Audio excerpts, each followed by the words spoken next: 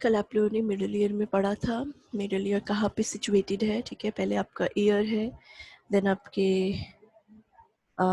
External auditory canal है, external acoustic meatus है, and then we have our this middle year.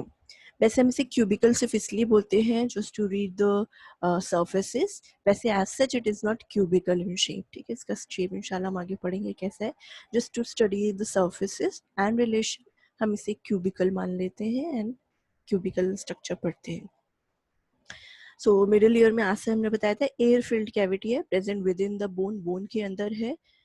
Bone में एक खला है, एक होल है, एयर सेल है, एक बड़ा एयर सेल समझ सकते हैं जिसमें आपका कंप्लीट ईयर प्रेजेंट होता है, some part of meatus, then middle ear and the inner ear. Then starting with the wall, आपको सामने से दिख रहा है, हम इधर से चल रहे हैं, ये आपका कौन सा व्यू है, ये आपका फ्रंट व्यू है, ठीक है। आप यहाँ से आए, आपका पिन्ना था, देन आपका रिट्री कैनाल था, देन रेड कलर्ड आपकी टिम्पैनिक मेम्ब्रेन थी। सो जो वॉल यहाँ पे होगी, that is this wall facing the external ear is the lateral wall.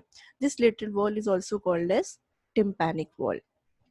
इसी के सामने that this wall जो आपके inner ear को face करती है, that is the medial wall and is also called as labyrinthine wall.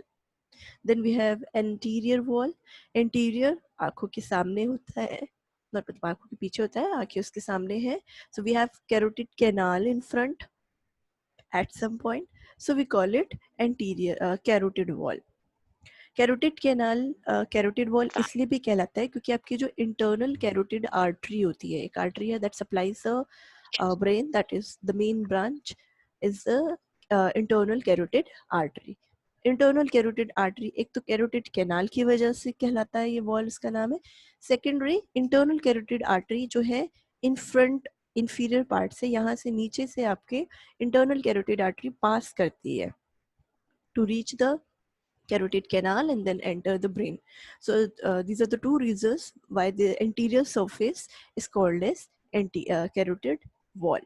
Then we have posterior wall at the back, जो दोनों में से किसी में भी as such नहीं दिख रहा है, ठीक है। अगर हम ये दो लाइन्स यहाँ से हटा दें एंड यहाँ से हटा दे तो हमें पोस्टीरियर में, एंटीरियर के पीछे एक पोस्टीरियर वॉल भी है जहाँ पे हमारा ब्रेन भी होगा उसके पीछे। तो पोस्टीरियर वॉल में अगर आप अपने कान के पीछे हाथ लगाएंगे, so you'll find some projection. What are those projections? These they are the mastoid process of temporal bone. So that is because they are present at the back, so that is called as mastoid wall. Then we have superior wall forming the roof and we have inferior wall forming the floor. So these are the 6 walls that are present and why they are named, वो मैंने आपको सब बता दिया। Now the most important is the structures related to them. Lateral wall है, हम यहीं पे आ जाते हैं। Lateral wall है, that is a tympanic वाली जो wall है, this one, because it is facing the tympanic wall, as the name suggests, it has in relation tympanic membrane with it.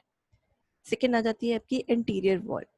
Medial को भी कंप्लीट ही कर लेते हैं। मीडियल में क्योंकि हमारा इनर एयर है, लेबिरिंथ है, वेस्टिब्यूल है, so it is termed as labyrinthine wall. और इसके साथ में क्या है, इनर एयर है। अब इनर एयर का कौन सा स्ट्रक्चर है, क्या है, इंशाल्लाह we will deal it with. Of course inner ear में क्या होगा, यहाँ पे वेस्टिब्यूल ही होगा ना, सबसे नीचे गोल का वेस्टिब्यूल होता है। Then we have semicircular canals and within them is the labyrinthine. Then we have anterior wall. Coming to the anterior wall, सामने की तरफ क्या हो सकता है, इसमें हमने बात की थी 2 ओपनिंग होती हैं, ठीक है। एक ओपनिंग ऊपर होती है, यहाँ पे सामने की तरफ ओपनिंग होगी, एक ऊपर ओपनिंग है। उस ओपनिंग के अंदर एक मसल पाई जाती है जिसे हम बोलते हैं टेंसर टिम्पेनाई। देन एक नीचे, थोड़ा सा नीचे समवेयर हेयर एंटीरो इंफीरियर ही बोला जाता है, वहाँ पे एक ट्यूब होता है and this tube like structure यहाँ से ओपन होके एंटर करता है नेजोफेरिंग्स में। आगे की तरफ यहाँ पे आपकी नोज है somewhere here, so it's a Eustachian tube, auditory tube या फिर फेरिंगो टिम्पैनिक ट्यूब। सबसे नया नाम जो है वो है फेरिंगो टिम्पैनिक, फेरिंग से और टिम्पैनिक से कनेक्टेड है, so it is called as pharyngotympanic tube. यहाँ पे somewhere here is the nose, nose के पीछे वाला जो पार्ट है नेक का या हलक का जो पार्ट है, that is called as nasopharynx. तो nasopharynx is rich in air, so that air maintains the pressure in the middle ear. So this is the relation. यहाँ पे two tubes हो गए. And okay, then we come about the posterior one. Posterior one में आपने देखा था, ये आपका इंटीरियर से पोस्टीरियर है, sorry this is anterior posterior. आप देख सकते हैं एक बहुत पतली सी बोन है, मतलब बोन तो सेम ही थी पेट्रस पार्ट, लेकिन उसका बहुत पतला सा पार्ट है. That is forming the superior view. Superior is the यानी फ्लो रूफ बना रहा है. This is very very thin bone. This thin bone is called as tegmen tympani. क्या बोलते हैं इसे? इसे बोलते हैं टेगमेंट टिम्पैनी, बिकॉज ये बहुत ज़्यादा थिन होता है. That is why infection from this region from middle ear cavity can reach up to this the temporal lobe above. So this was your superior wall. ये हमने वॉल की बात कर ली. Next is the inferior wall. Inferior यानी floor में जो है आपके, मैंने बताया था यहाँ जुगुलर फोसा होता है, that contains the jugular bulb and three nerves, the 9th, 10th and 11th cranial nerve, जिसमें से जो आपकी 9th cranial nerve है that will pierce upward and supply the ear. The last one is the posterior wall, जिसे हमने नहीं पढ़ा था. Posterior wall ही सबसे important है. As such यहाँ पे आपको इसलिए नहीं दिख रहा है because this is the front view. So let's start with this view. अगर आप देखेंगे ये आपका फ्रंट व्यू है, जिसमें ये आपका सीधा सीधा आ रहा है, सामने एयर है. ये यहाँ पे पीछे की तरफ, सपोज यहाँ पे पोस्टीरियर वॉल है, पीछे की तरफ यहाँ पे एक डॉट होता है, एक ओपनिंग होती है, उसे हम बोलते हैं एडिटस. अंदर जाते हैं, अंदर जाएंगे तो आपको मिलेगा ये आपका वो ओपनिंग है. ठीक है, यहाँ पे आपको ये एंटीरो पोस्टीरियर व्यू दिख रहा है, दिस इज एडिटस. पीछे हम आएंगे तो आपको एक बहुत बड़ी एयर फिल्ड कैविटी मिल रही है. That air filled cavity is called eight mastoid antrum. Mastoid antrum से जब हम नीचे आते हैं, अभी हम जा रहे थे पीछे, अब हम जाएंगे नीचे.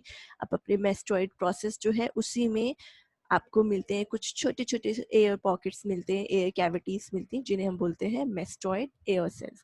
इन सबको हम इसलिए पढ़े हैं क्योंकि जब आप पैथोलॉजी पढ़ेंगे इन लोगों की तो यू विल फाइंड कि ये वाली चीज़ें जो होती हैं इनमें इन्फेक्शन बहुत जल्दी होता है.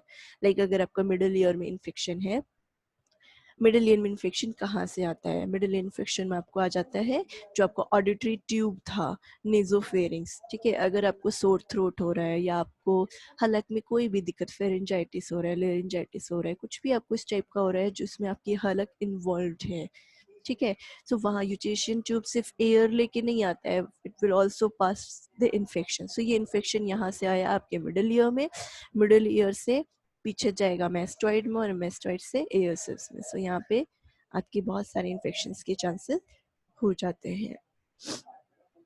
सो this was all about your walls. किसी को कोई दिक्कत होनी नहीं चाहिए, याद करना है. बेहतर होगा कि आप लोग डायग्राम से याद करें. ठीक है, एग्जैक्टली ईयर जो है वो बहुत ही बड़ा टॉपिक है, कोई छोटा टॉपिक नहीं है. सो इंशाल्लाह what I have planned is कि अभी we'll stop your classes